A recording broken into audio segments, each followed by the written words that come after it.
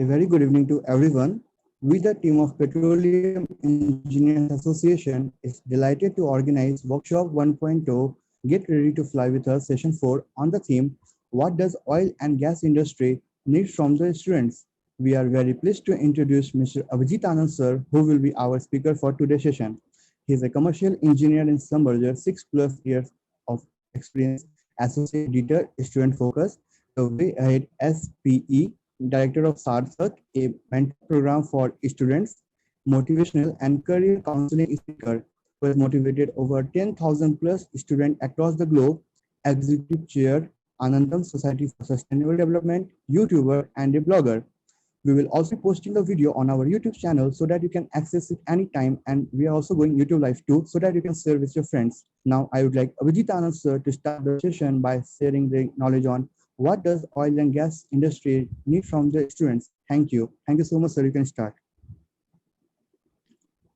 Thank you, Nikhil, for the wonderful introduction. Welcome to all the students and the young professionals who are joining this call today. Today's presentation and your next 40 to 60 minutes is going to take you on a very different path and will reveal some of the things that many of you might not be aware of. So I will request all of you to pay attention, and I will expect that you will be challenged on the information that you will be receiving today during the talk. So before I jump into the topic and I start getting into the agenda, I'd like to share some data with you. So there are over 1,000 universities in the world which are into oil and gas, teaching some kind of other subjects. There are over 50,000 students at one time preparing and pursuing petroleum engineering, geosciences in engineering, and associated domains across the world. And all of these students and all of these young future leaders are trying to compete for a handful of jobs which exist in oil and gas industry today globally. Now, what happens when you compete with a ratio of 1:100, which means there's one job and there are 100 students applying for it? What happens then is that there is a single stage, there's a stage where everybody has to perform. It doesn't matter what background you're coming from. It doesn't matter which university you're coming from. It doesn't matter which country you're coming from. What matters is at that particular stage, how do you perform? Now, that performance doesn't care also what do you know. What cares or what is important on that stage is how do you compete and how do you perform on that stage with your peers. Then the question would be, then why not study well, score well, and try to outperform people on stage? This I'll tell you and give you an example. I'm pretty sure you all have your favorite singers, rock bands, and favorite performance actors or professionals who perform on the stage. When you see them, you will find a couple of things which is very peculiar. Although the actor is very, very genius, he's excellent in his acting, or even the singer, the way he carries himself on the stage is what actually persuades you and and motivates you to love him or like him or her, right? So it's not only about how well does that singer sing, but it is about how well the singer sings and performs on the stage. So with that point in view, bringing it back to our perspective in the oil and gas industry, which is highly competitive, what you also need to see is, in addition to what you learn in theory in school and university, how well are you implementing this with your own skills, your soft skills, your ability to express, your ability to tell your story, the story that you define from the lessons that you learn in the university and you go as a young professional into the industry. It has never been so important, and you will see in the next few minutes the things I will show you and the things that we'll be revealing to you is that it has never been in the history of this industry that soft skills are more important than any other aspect in growing your career with this industry. And I also know that most of you are students, so you will also be surprised to know a couple of things today, and that will be intriguing for you, that in addition to studies and top universities and getting into couple of internships, what other factors are important to get into a successful career? How do I say that? So in 2018, 2019, I took interviews of over 200 people, hired over 100 people, got into universities, took interviews. I was doing head not south to fill a skill gap and to fill my to make up my team. And while doing so, I found plenty of people who came with incredible amount of knowledge, in excellent university degrees, but then they lacked on what I was looking for. So what I was looking for is what you will find in this presentation today. And I believe by the end of the presentation, you will be able to understand what is needed from you, what oil industry expects from you, and how you can prepare overall and get into the game. At the end of the presentation, before doing the Q&A, which will be wherein you will have an opportunity to write your questions, when Nikhil will open up a chat and you can put into your questions. I'll be answering anywhere between 5 to 8 questions. So if you have any questions throughout the session, please make sure you write it down. And when the chat box opens, you put it there. But before we go into the Q&A, there is something special that I have planned for you for the members and for the visitors of this talk, for this talk. So I'll appreciate that you stay till the end, and you get access to what I want to propose to all of you. Sounds very good. I see over 78 participants. That sounds pretty interesting to start with. So what I will do now is I will share my screen. And without further delay, I'll get started.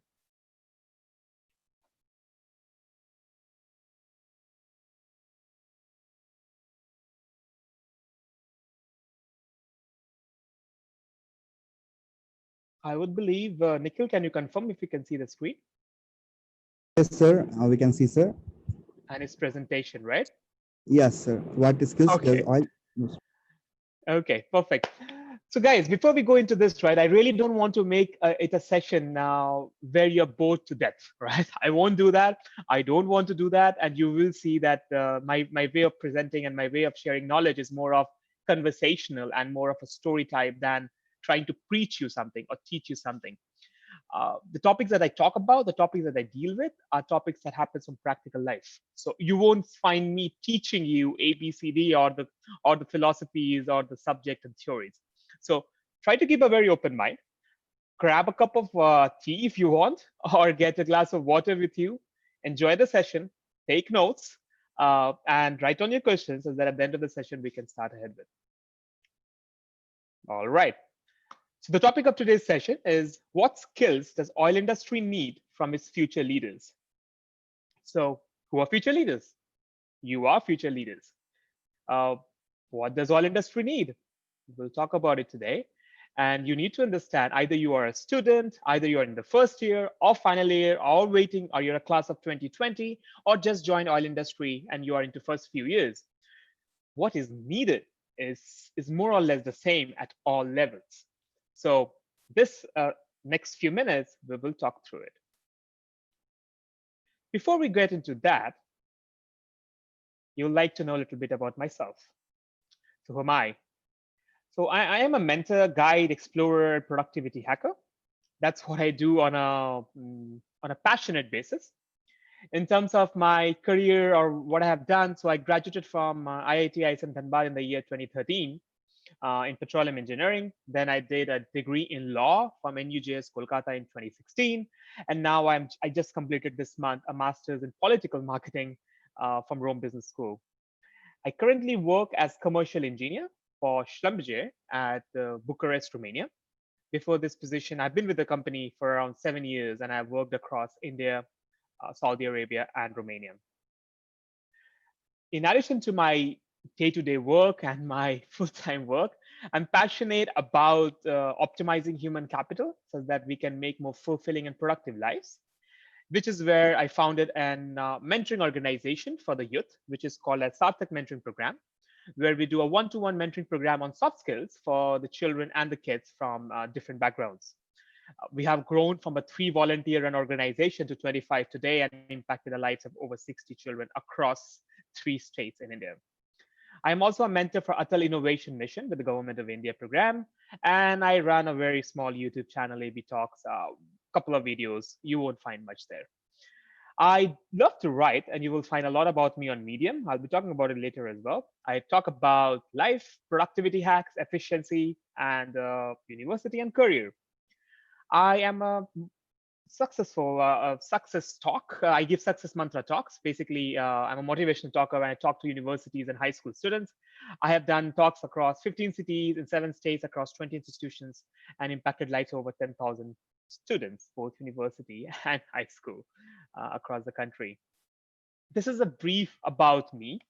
I know it's a lot of things that I've talked about, and you will see how this translates into different aspects of how I have grown as an individual, as a professional in the oil and gas industry, and what I'm trying to do to impact lives of you as future leaders.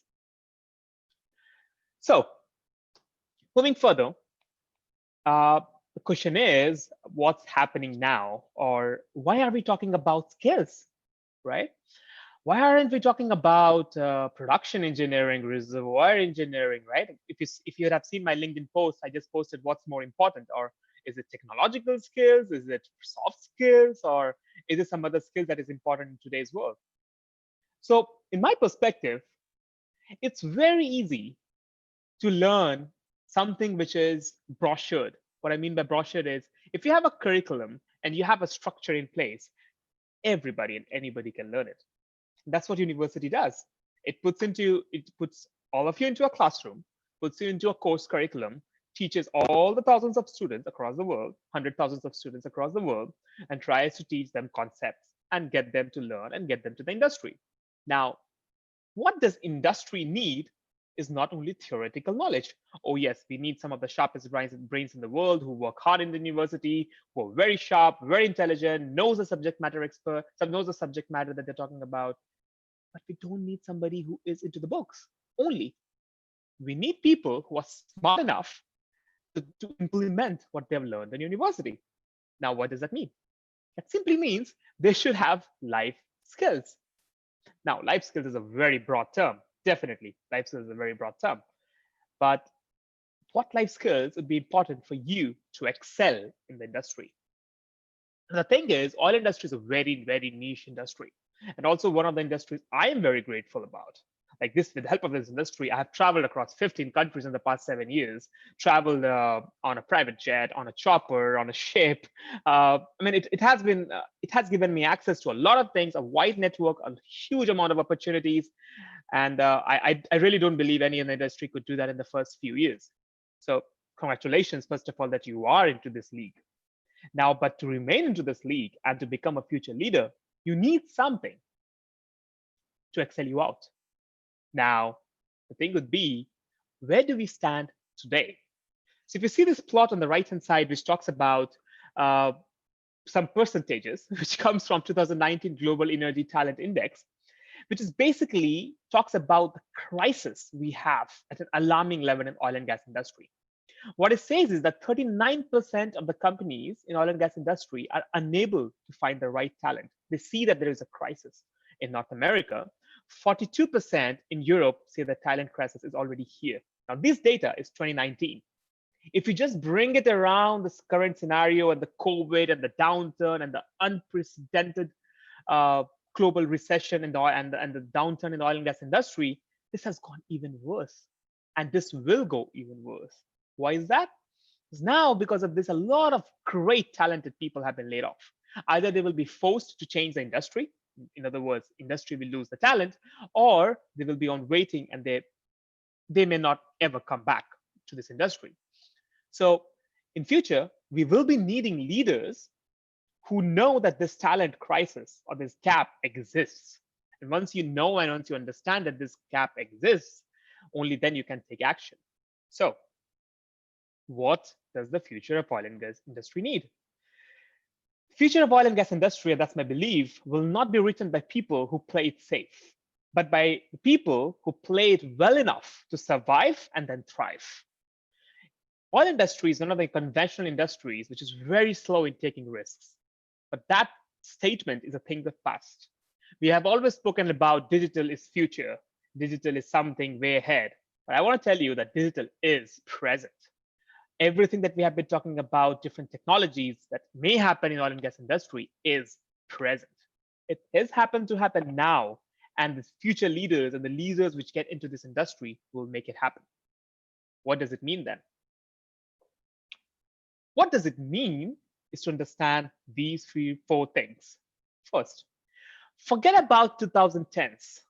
That's when I got into this industry. Forget about that decade.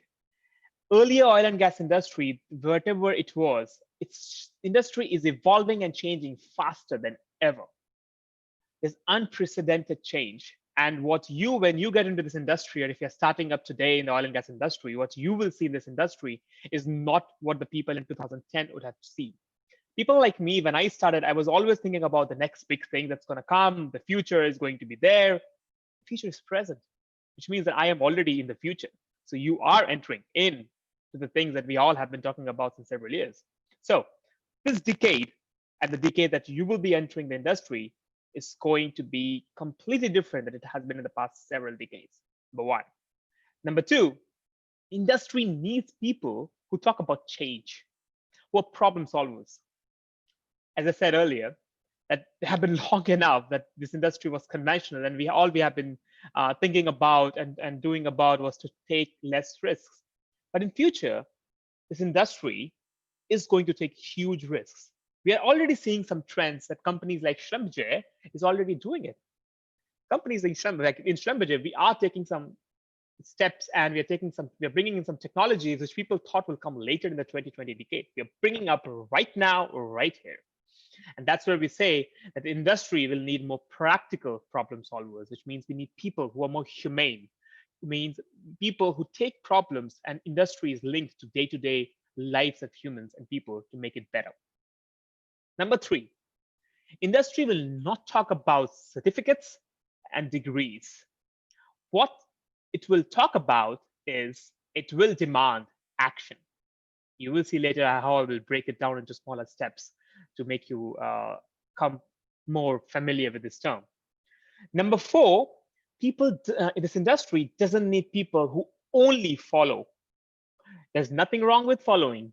Everybody should follow. I lead as well. Other people follow and they lead as well. But we don't need people who are only followers. Because what it does in the world of only following is that it makes people blind and stagnant and stuck. And this industry doesn't want that. So what does it need? It seeks the skills that technology industry scale exponentially. So we all of us have seen, because I know that if you're to university today, you are either born in the era of 2000s or earlier, in the 1990s or the 2000s.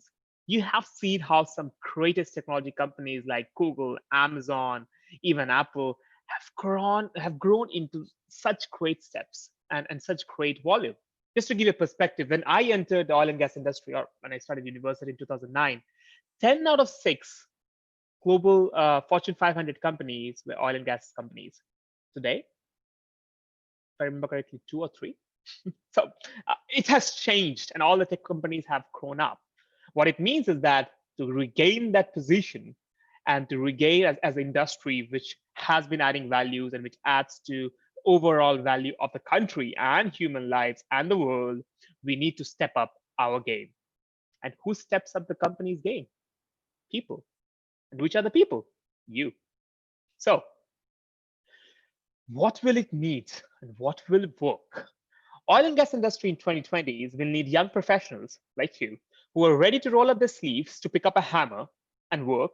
So basically hammering when it needs to be.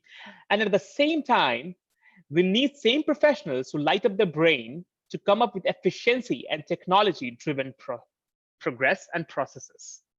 What it means here is that you shouldn't be shy to do the petty work, and you should be up for it to do the work that will take this industry go a long road forward. This is what industry in a nutshell needs. So a lot of people will come to me, and I've seen happening is that people always believe, and even in my university, I have seen that a lot of my colleagues always used to believe that if they excel in the university, it's what gives them a guarantee of their success in the oil and gas industry. Let me bust it out. It doesn't. Like, having theoretical and having subject matter knowledge, yes, it gives you an edge. But if somebody can use the knowledge he has in a way that brings more value, it's more valuable to the industry. At the end of the day, it's business, and whichever brings more value to the business thrives, isn't it? So this is what industry needs. So if you break it down now to skills, and I believe now you're very clearly understanding on what I'm talking about and what I will be talking about in the next few minutes, let's talk about what are the general industry employability skills. And then we'll talk about skills in 2020s. So before I do this, I want to talk about a small story about me. So when I entered, basically I come from a very small town in Bihar called Jamalpur. I'm not sure if you have heard of it. Uh, and people there, I mean, they mostly rely on the railways, and the government jobs existed in the region, very limited and handful. So when I came into university, I was one of those village boys with very limited exposure, knowing nobody in the industry, trying to compete with the best minds in the IIT, and with much better portfolio and exposure level from cities and preparation levels that they came in. And me being me, I just came from a village with huge dreams and aspirations, trying to compete with them in an industry which is niche. To quote you, when I remember my first year, when I just got something got revealed to me when somebody said, you can't get an internship unless you know somebody in the industry. Oh, that's very true. Until probably first 1 year, I knew nobody in the industry. But do you know one thing what happened? And you will be surprised to know. After 4 years of my engineering, I completed 6 internships in 6 corporations, the maximum anybody in my batch. What changed? What changed was something which I did in those university years. And you will find me writing on those topics as well on my Medium channel, where I speak about what you should do in university and what should you not. But today I'm going to focus about things or skills that you must learn during the university and while you enter into your corporate career, or what the industry expects from you while you get into profile. So what are those skills? The general industry employability skills are communication skills, which means that whatever you know or whatever you have done or you're doing, you should be clear enough in a very concise manner, able to communicate to the public. So in other words, if I tell you that there is a solution to a problem, but rather than making it very clear the solution, you're talking about the problems, and you're hiding behind the bushes, not to bring the exact thing that the solution interacts to. Your manager or your peer or your colleague will not able to understand the value you're trying to add, right? So communication skills stands number 1 in terms of employability skills that is needed. 2, teamwork. I'm pretty sure you have read about a lot of what do you call it, quotes, lines from famous people, and I really don't need to reiterate that how important is teamwork. But just to give you an example, and why it's very important, that when you get out of university and when you get into the real world and the corporate world, you need to excel at an individual level, no doubt about that. But as a company, you're not one person. As a company, you are a team of people. For example, Schlumberger is 100,000 people or a strong organization. If I perform the best and if I am not able to mingle with the rest of them, I will be able to achieve the team objective, right? And team objective goes up as organization's objective. So it's very, very important that the person who is playing into the team knows about teamwork, has experience about teamwork, has the skills to work in a team and adapt. Because what's the biggest problem in a team, or to get into a team and to work as a team, is adaptability, accepting the other people in the team as they are and trying to use their skills and your skills to reach the total objective. So number 2 skill is teamwork. 3 is problem solving. Oil industry is reaching a point when we will be coming up with more cases. A lot of you cases, when I mean, is case studies. So if you have heard about consultancies and the big threes and the way they work is that, or the way they get the candidates into their companies is by giving the business live cases. They solve them, and based on their performance in the cases, the overall evaluation and the selection process banks on that. And industry today, our industry today, needs exactly that approach. We are reaching a point where it's not only about coming up with theories and coming up with things that could and may and would and should have worked, but actually what we need is problem solving critical ability. So basically, we see a problem, We evaluate the case and then come up with a solution. This is also a general industry trend. Number 4 is initiatives and enterprise. And this is a little bit contradicting to a lot of people who will talk about entrepreneurship, enterprise, starting something on their own. But if you look at it, when you work as an employee, or even when you are trying to contribute to your company, when you contribute to your company, you are an entrepreneur yourself. No? You are putting your time to bring value for the company, isn't it? So basically, the company is looking for you to come and propose solutions which can make that company a better place, which can make that company offer better solutions, which can make the company reduce cost, and in other words, get the company perform better. So how can that happen? Can that happen just by following the old trend? It wouldn't, right? If you remember one of the quotes from Henry Ford, he said that if he would have asked people about what should I do about making cars or running horses, most of the people would have said running horses, because nobody can imagine having a car replacing the horses. And that's what exactly is happening in all the industries today. It's not only about following things, but it's about taking initiatives, having an enterprising approach, and coming up with solutions. Number 5 is planning and organizing, which comes both as an individual level and also on a team level. So what it means here is you should know how to plan your own tasks, cascade it down to your teams, and make a plan for project management or getting into the tasks and objectives that have been assigned to you. 5th is self-management. Now, this is something to me is a key.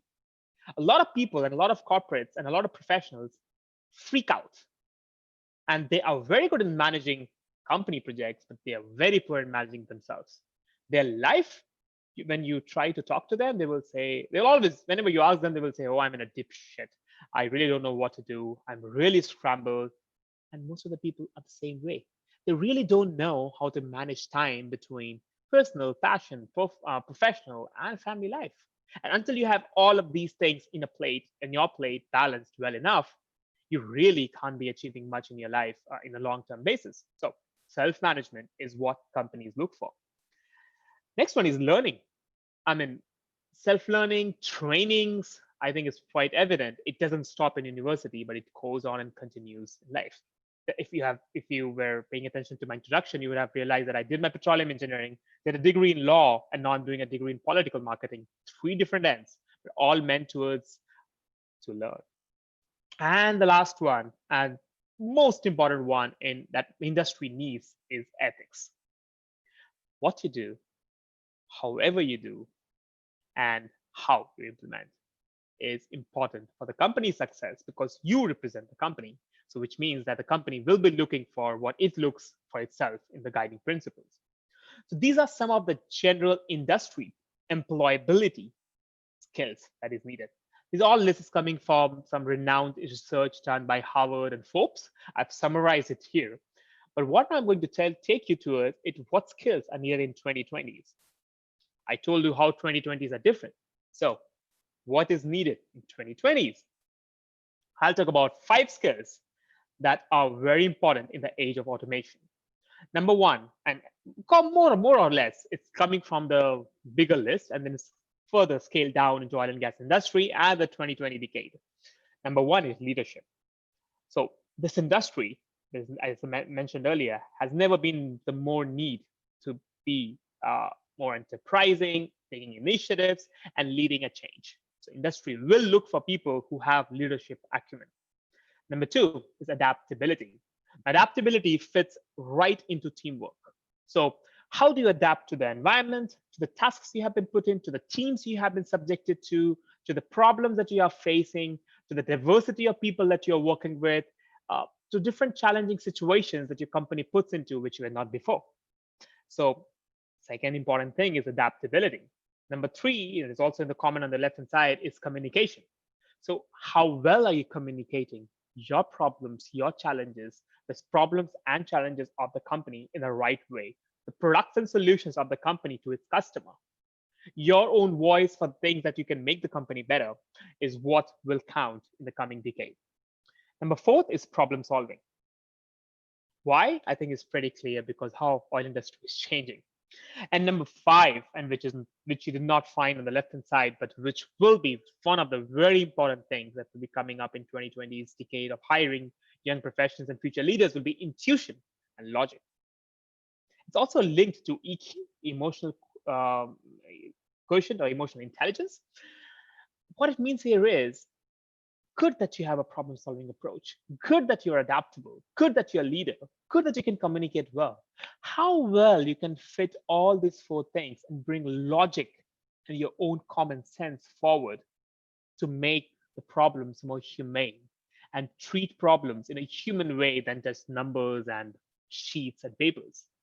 And that single differentiating factor will define a good leader to an awesome leader, a good young professional to an awesome young professional.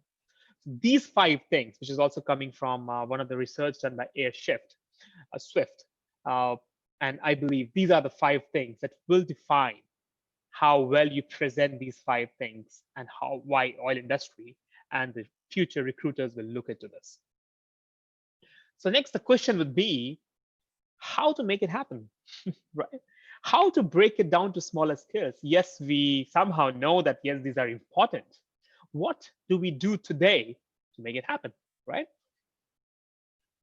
But before I get into what you need to do, I'll tell you what you shouldn't do.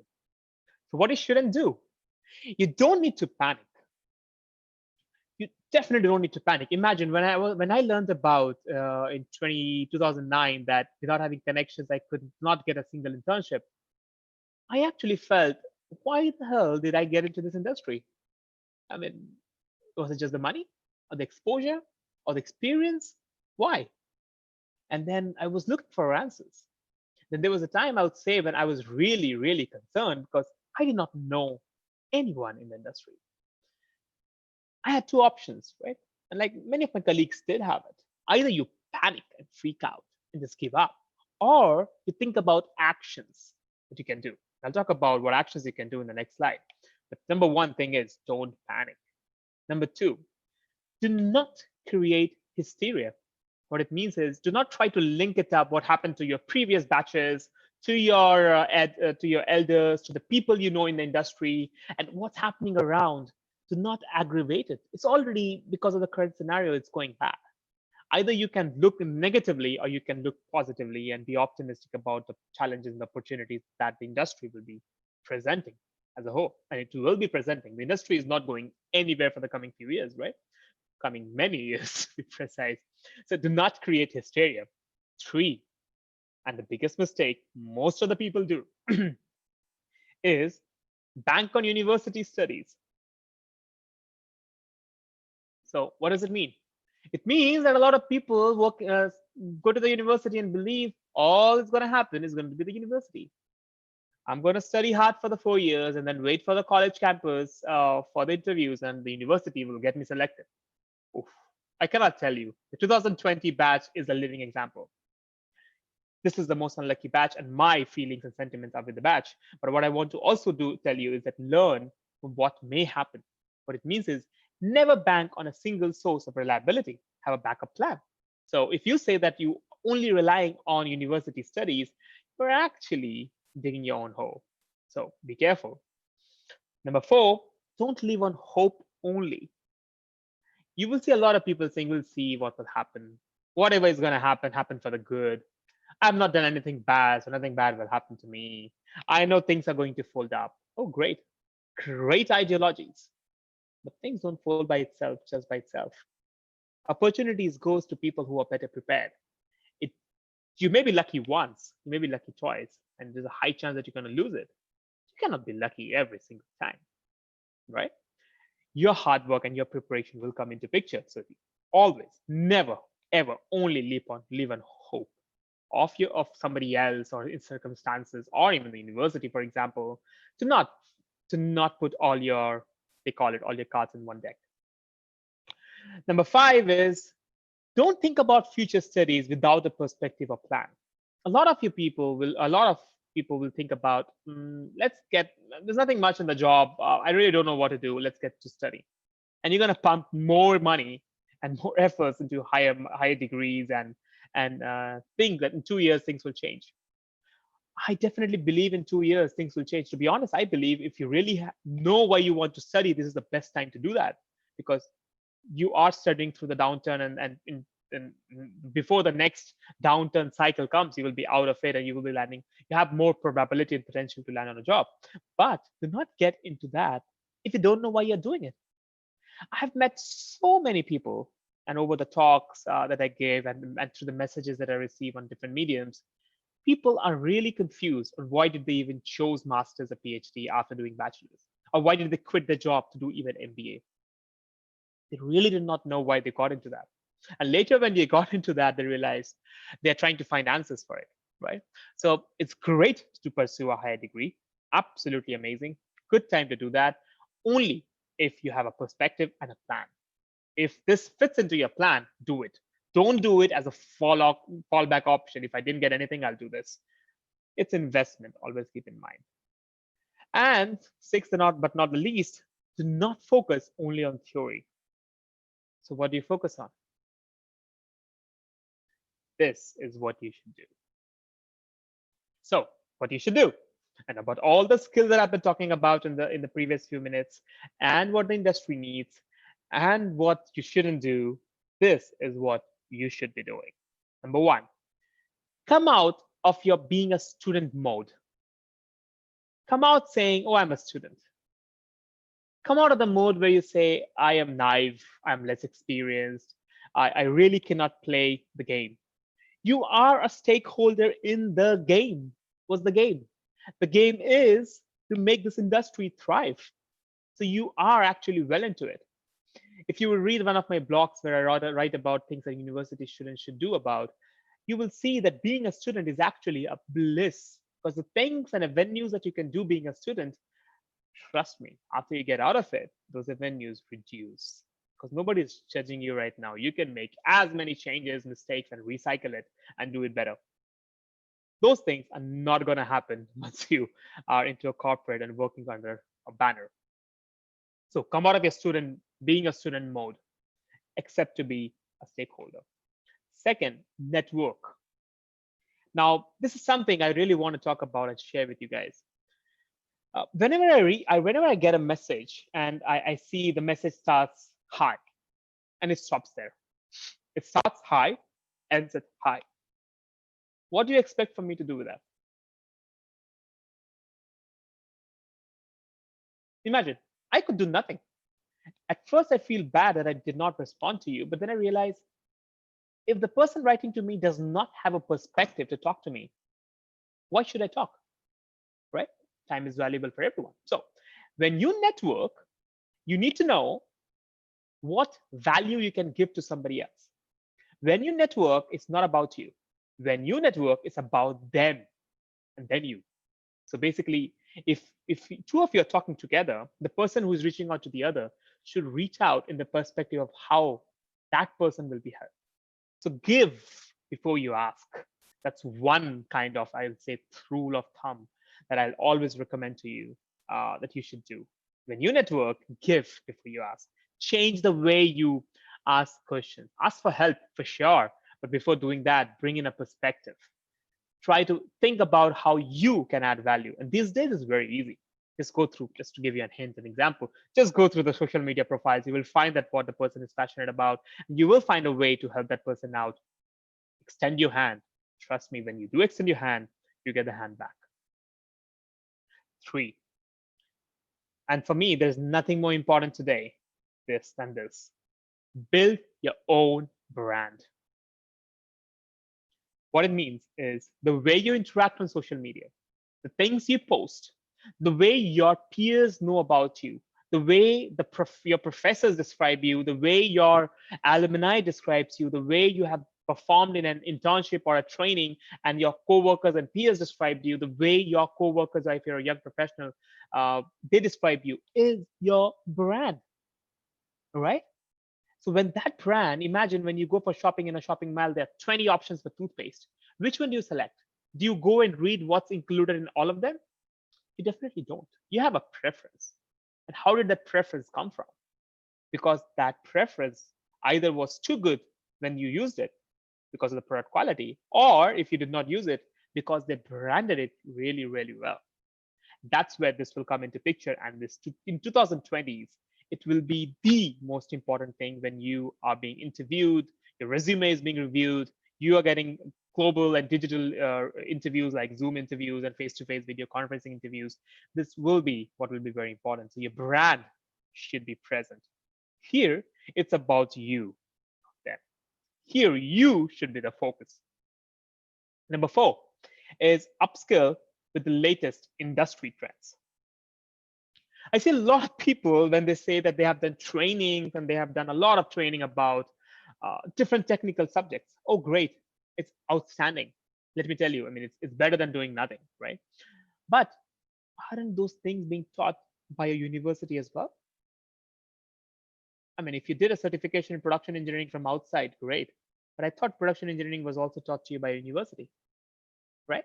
So what would bring more value on your resume or your overall, I would say, we call it maximum product retail value, overall your brand value? What will bring value? Your diversity. And what is that? Upskilling yourself with latest industry trends, which is digitization, cloud technology, artificial intelligence, and data analytics in oil and gas industry. This is the talk of the town. All the major companies are talking about these 4 things today. So if you really want to upskill, please upskill in this. There's several ways to do that, and find it out and upskill here. You will see that in my next point when I talk about differentiate yourself, this will be one of the factors that will differentiate yourself. Industry of tomorrow doesn't need only the skills of yesterday. That's now de facto, right? So what it needs in future is this. Number 5 is differentiate yourself. This is a subset of networking, building your brand, and upskilling. But this is where, when you land and when you see that there are thousands of resumes landing on a table, how do you really differentiate yourself? Your resume should be industry ready. Your cover letter should be up to the mark. Your brand should be speaking about you. Your skills should not be the ones which most of the other people have it. You need to differentiate yourself from the herd. When the supply is more than demand, what happens? Supply needs to get smarter. That's why I say differentiate yourself. Number 6, balance your bet. What is meant by balance of bet? Balancing your bet means taking a personal stock of yourself. Know where you stand today. If you don't know where you stand today, you will never know which direction you are heading to. You can be wanting to become the prime minister of the country, but unless you know where you are standing today and you have a roadmap to become the prime minister of the country, that will be a dream, I guarantee. So to reach there, you need to have a plan. And to have a plan, you should know where you stand today. What is your ground today? So take a personal stock of yourself and then engage. Engage to diversify, to build your personal portfolio. Next one is compete all in. What it means is don't go half of your efforts. If you're going for it, go it fully. That's the only way you can ensure that you're into the game fully. And you will see, and that is what I have learned all my life from university, from struggling to find a place in the industry, to getting and excelling in everything that I did in university, to doing great in the corporate career, touch wood, so far, and learning so much from my peers and working in diversified environments, is compete all in. Give your best into the game. How can you do that? If you had listened to me better before, I said it's not by luck, it's by preparation. So prepare well in advance and present your best case forward every single time. Like when I was a student, I always used to remember, I used to make some resumes, makeshift resumes, and then my colleagues will make the resumes. I'll copy and I'll try to copy paste. And then I'll do some kind of activities. And then I'll realize 90% of my colleagues are just copy pasting the same thing in the resume. I mean, what will the interviewer see that will differentiate me? And that's when I came up with different ideas. And it was very late in my university when that happened, but I learned it the hard way. And that's where I tell you right away, prepare well in advance and prepare your best case forward. You have to be industry ready. There is no way around. And there is no escaping it in the near future. Next one, and this comes from my experience from one of my colleagues. So I met a colleague. He was Australian, and I met him in one of the Schlumberger trainings in Abu Dhabi. And he said, and I asked him, what was your biggest learning curve, or what experience is something that you had in university which you loved the most? You know what he said? He said, working in a mall, working in as a salesperson in a mall. Now, I have done in my university, I funded my studies myself. I used to take private classes and stuff, but I never thought about doing a job in a shop or in a mall as a salesperson. Just from the thought process, I never did. But now when I look back, I realize you could learn incredibly well by doing that petty job, which for you might be petty, but for many is the lifetime job, right? And in many places, that is one of the well-paid jobs as well. So what is meant by that is whatever you do as a student, as a young professional, get out of the student mode and get into the work mode. Take initiatives, volunteer for organizations, either pro bono or for profit. Do part-time jobs, initiate programs, initiate organizations, initiate anything that brings your leadership qualities. And as I said, if you remember, leadership is the important thing that oil and gas industry will look in near future and will pay more and more importance even in technical positions. And that's why I say use this opportunity to do something where actionable steps can be taken. So volunteer, do part-time jobs, take initiatives. And initiatives like PEA is one of the real examples that what Nikhil and team was doing. So very well done to the team. And this is where I encourage that to take small steps and get into the game fully. Last but not the least, prepare for war. So what happens when you prepare for war? I mean, you've been talking about a lot of border situations all over the world these days. What happens?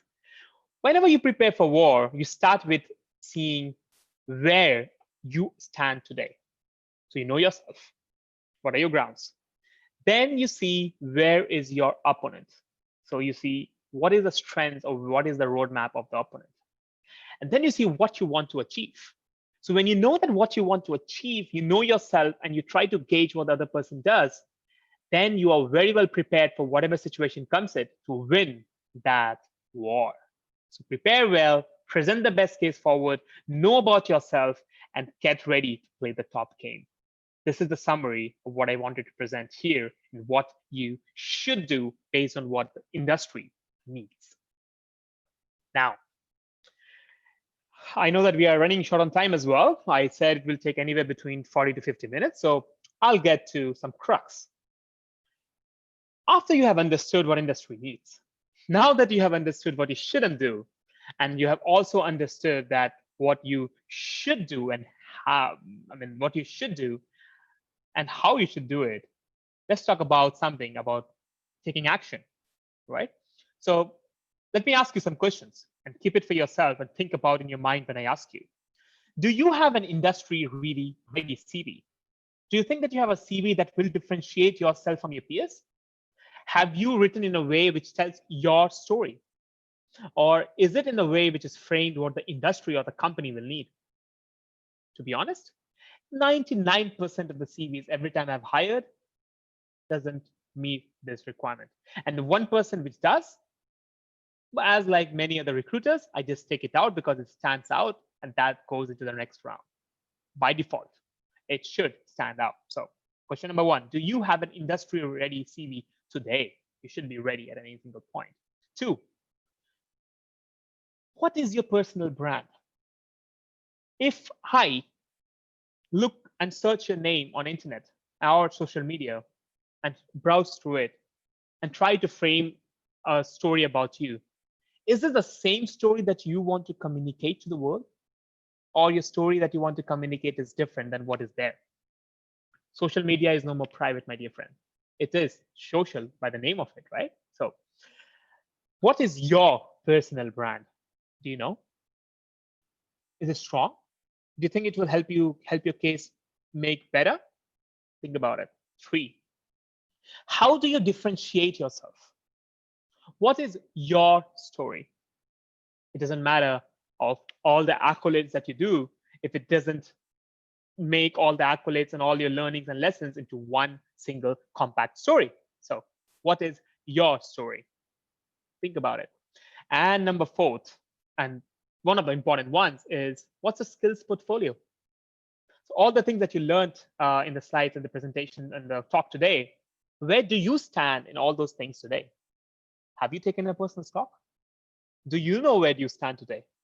Do you think you can compete with the rest of your peers? Are you ready for the industry? This is what you need to answer. What is your skills portfolio?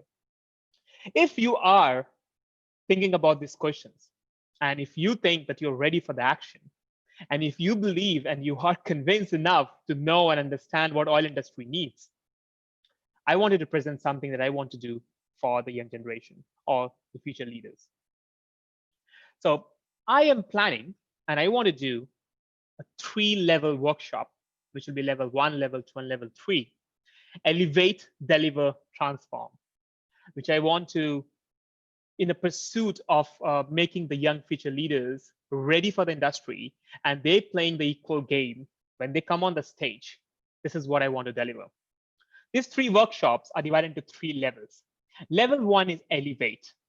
In this Elevate workshop, it will be a 3-hour intensive workshop where I'll be talking about everything that we discussed today with practical life examples on how you can get on the stage. Because you will be surprised to know that even before your resume is read, 90% of the time it's rejected. So before your resume to be read, which is before you can be on the stage, you need to know well how to first jump there. So in this workshop, I'll be talking about how to get you on the stage. It'll be real life tips, solutions to get you on the same stage as your peers. Doesn't matter where your peers come from. You will have some free worksheets for actionable plans, which will help you prepare and take actionable skill set trainings and skill set personal stock. This workshop is being planned in August. The second one is Deliver.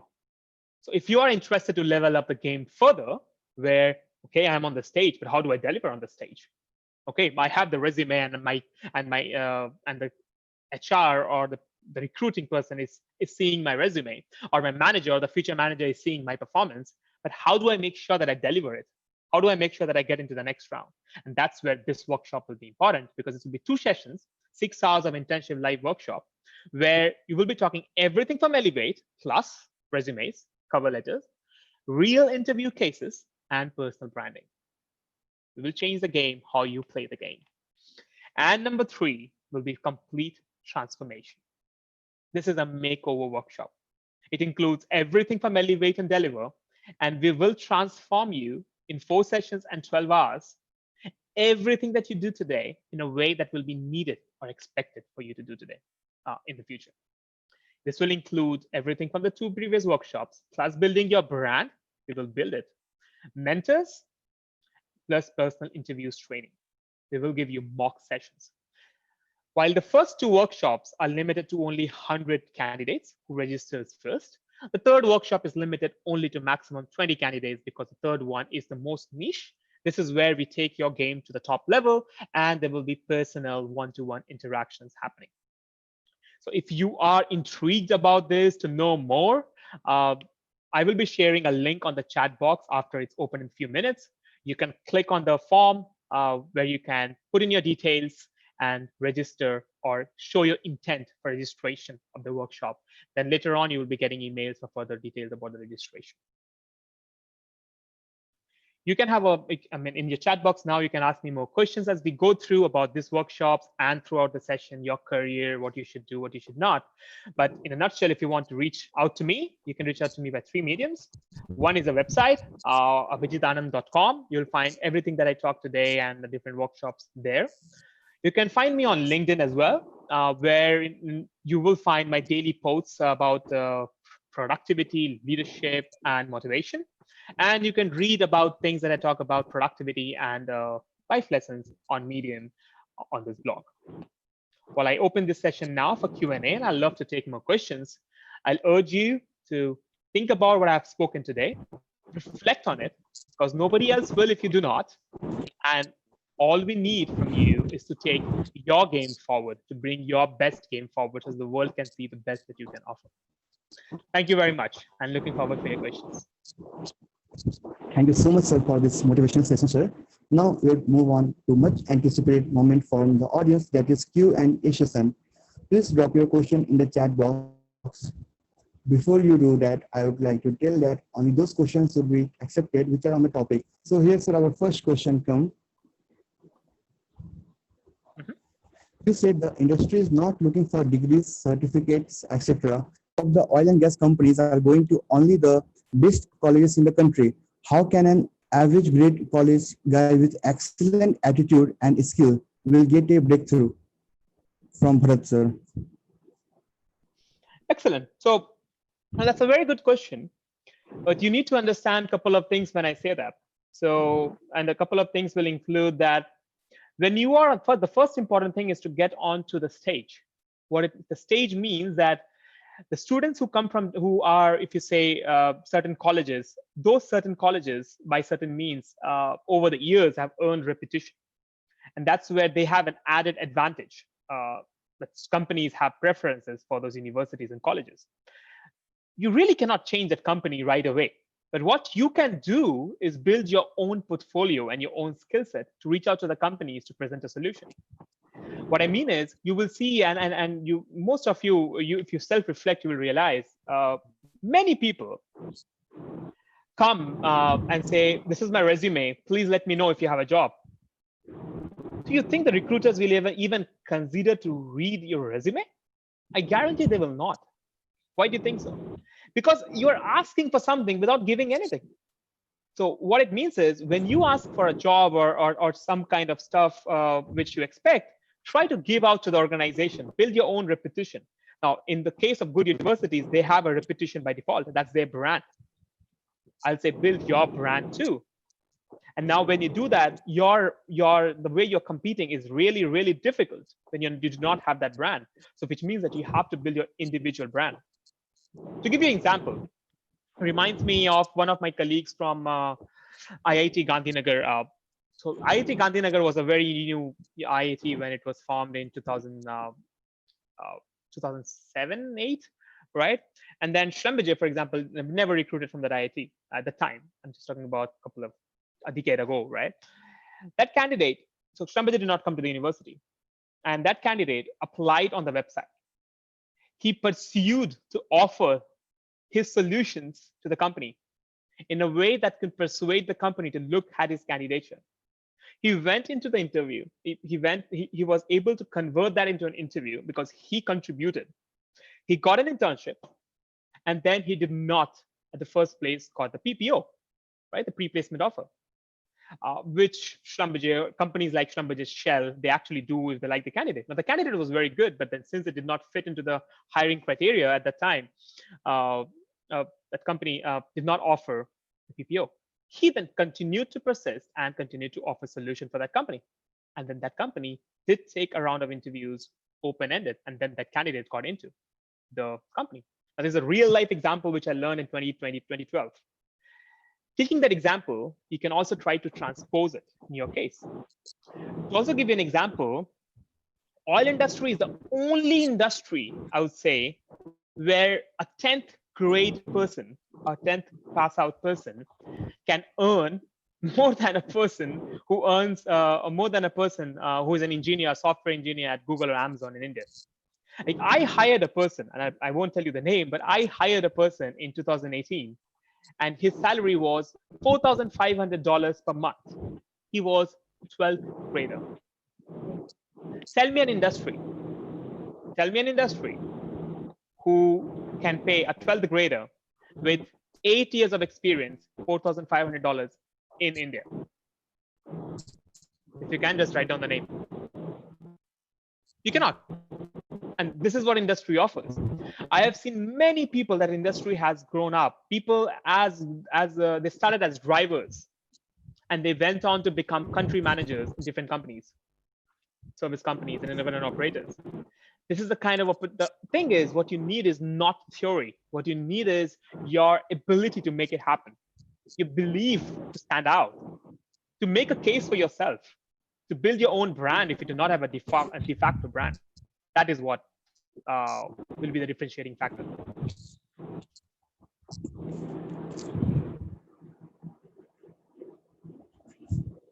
Okay, any other question? Yeah, sir. Our second question, sir. Mm-hmm. Uh, how long the oil and gas industry will survive in this planet, especially oil? How long this oil and gas industry will survive in this planet, especially oil? What's your views on it, sir? By Kundil K. Furkan. Okay, so this reminds me of one of the quotations from the Prince of Saudi, and he said, "The oil age will not end because the oil will end, right? Just because the Stone Age did not end because the stones ended. Stones never ended, right? The stones still remain. In the same way, I do not see, and I do not believe anybody in the next at least 2 decades can even see that oil industry is going anywhere. Yes, there will be different metrics. The way the oil industry operates today won't be the same ever, but it's going nowhere. So your immediate future is nowhere. So, I mean, it's going nowhere. It's in the right place. You're already into it. And I would say play your game in a way that diversifies your own learning, makes you ready not only for one profession, but different, you build your skill set, which can be applied in different ways and come up with the differentiating factors. But it's also not the industry which it used to be, as I mentioned in my talk a decade ago. It's not one of those industries where you say, okay, I'll do 4 years of university and land a job. No, it won't. And you will not. The industry has evolved. It has changed. So you have to step up your game because the industry's game is going up. That's the only way around. Okay, by the way, before the next question, I've just posted a link for the Google form. I think everybody should have access to it. It's sent to everyone. Click on that. If you believe that you want to enroll for one of the workshops, and you can find the details of the workshop on our website if you want to look at it right away. And also what I need from the form is to help me with your feedback.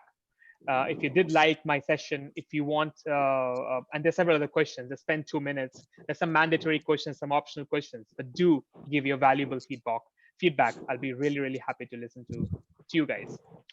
Yeah. Okay, let's go to the next question. Yes, sir. Yes, sir. Soumya Krishna. Sir, the current oil market conditions are not conducive due to this pandemic. So how is this going to affect the hiring process of oil companies for UG, undergraduate students? Right. So I think the entire talk was revolved around that, right? So it's not only about getting a degree, it's about a lot of other factors which I discussed. It is going to change. The opportunities are going to shrink in the near term, but we do also expect, based on some leaders commenting as well, we will see some top leaders from oil and gas industry commenting, this is going to pick up in 2021. So current state is not great. It's not the most ideal state that any industry would want, but tell me, except a handful of other industries like tech, which other industries are doing good? A lot of them are down. It's an unprecedented situation. So there will be an impact on hiring. To answer your question directly, the way it will happen, or the amount, the degree of impact, and the way it will change is what I discussed in the talk today. You need to be ready with those things.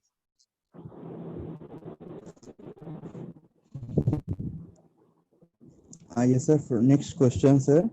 Sir, you told that we should be able to differentiate us from others, but some skills like leadership, teamwork are required by every company. So how can we differentiate us in these skills? Amazing. Good. So I'll present an example from an interview. So I was interviewing some undergraduates for a couple of years back for a few positions as freshers. And this was for many reasons, questions. And then when I seek answers from candidates, there were plenty of examples. And people would say, I'm the best engineer, I'm the best candidate. And then they will say, I have done a lot of leadership positions. And then when I asked them, what leadership positions you have done and how have you led the thing, they did not have an answer. So it's not about writing leader in the resume or saying that you are a leader. It's about when you say that you are a leader, what action and steps you took to become a leader. right? Yeah. Like in Yes. real life example, you will see there are a lot of people who are managers and who are trying to say that I'm a leader of this and that. Are they really leaders? Do you think there are people who follow them? No. People probably respect them just because they have that position. So no, they are not the leaders. In the same way, you need to do steps where you act as a leader. You have examples, you have initiatives to say that where you had leadership ability or the skill, and that's what will differentiate you. Okay, sir. Our next question. Uh, will other industry can replace the use of oil and gas industry to some extent as electric vehicles, hydrogen fuels are coming to the market? Great question. And let me tell you this way. Have you heard the phrase cash is king? I'm pretty sure you are. So yes, the industry is going to change. The industry is going to evolve, is what trying to say. Industry is going to evolve. And when it evolves, which industries thrive? Which is cash, isn't it? Which is cash. So yes, there will be a lot of change, reorganization, but the big companies who have cash preserved will be the king. So when these technologies come in, who will be implementing it more? None other than oil and gas companies, right? They will be the major players. You just Google it, you will find which are the major players today, even in these disruptive technologies. Like Schlumberger, for example, has been taking incredible steps for hydrogen and CO2 and geothermal wells. Just Google it and check on the websites, and so as the major operators are doing it as well. So, and that's where you have to move and adapt yourself with skills for the future, not with the skills of the past. That was probably one of the topics that I discussed in the talk today as well. I'd say Okay, let's sir. take Our two more next question from questions. Yeah, we'll take two more questions because I know we are yes, sir. running short on time. So let's take two more questions. Sure, sir. Sure, sir. Okay, sir. You did 6 internships, which are greater in number for me. Does this internship play a major role in career experience, and does the oil and gas companies ever think about our grades? NHD Maheshwari, sir. Understood. Now, good question. And I would say it's always a balance between the two.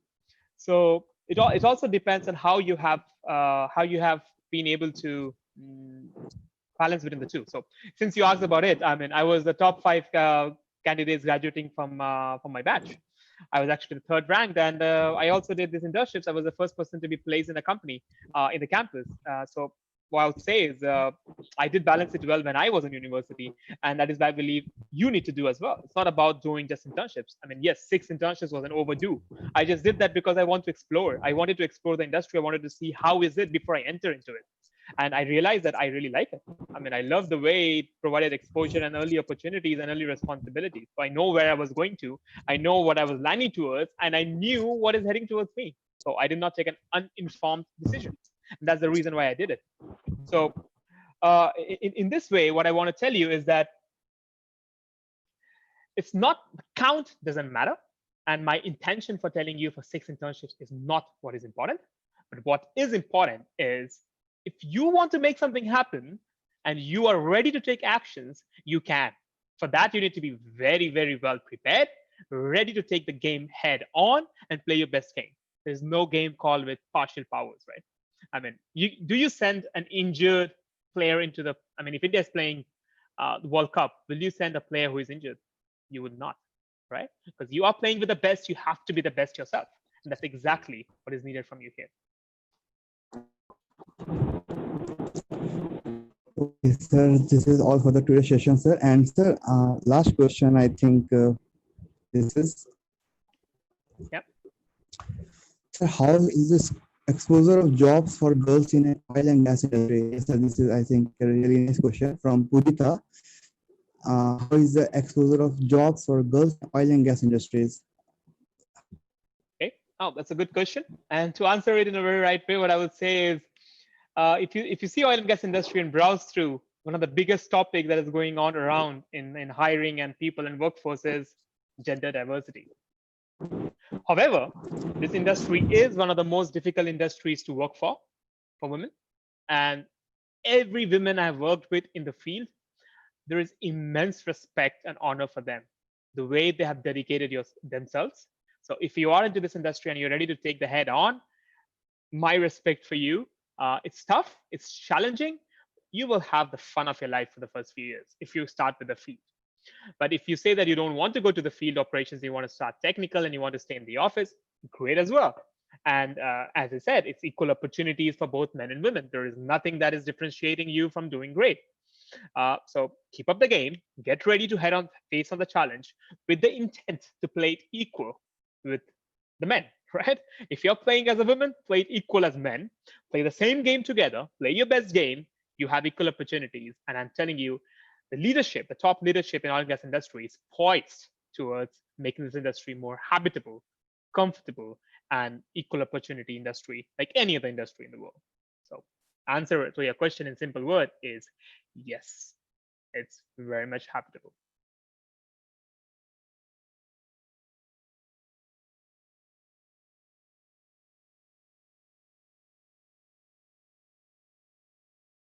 I believe we are done with the questions, Nikhil.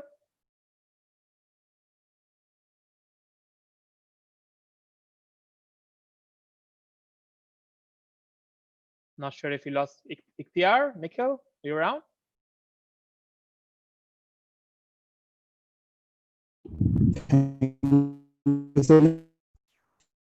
So if we get more questions, sir, we'll forward to your mail, sir, because sir, questions are there really, sir. So thanks to all for your valuable time and cooperation to make the event successful. I, on behalf of the Petroleum Engineers Association, thankful Abhijeet Anand, sir, for his presence, providing us time from his very busy schedule. Thanking him for his informative and valuable presentation. Hope all of you enjoy this sharing session.